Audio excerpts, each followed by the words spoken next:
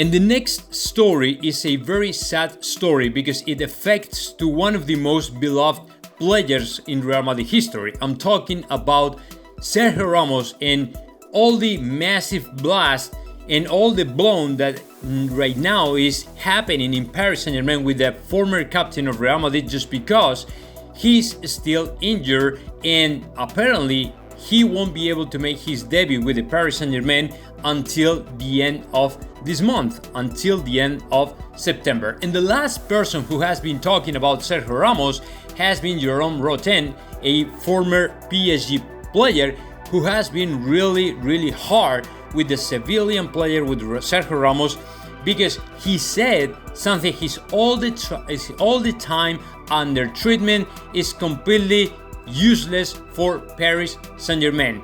And we were very aware, I mean, quotation mark here, we were very aware when we signed him back in July, that this guy in that age is a very complicated signing. And of course, if you also have an injury or something like that, it is even worse. So we were aware that we were taking a lot of risks with the signing of Sergio Ramos, and even with that we went ahead and we signed to the former captain of Real Madrid. But now, I mean, so far he has shown very little to the locker room, to the rest of the teammates, when everybody was thinking that he was going to change completely the environment, the background, you know, the mood of the locker room and all the stuff. I mean, so far he hasn't shown very little to the rest of the teammates. So those are the words. Those have been the words actually from Jerome Rothen. So you can imagine how is the mood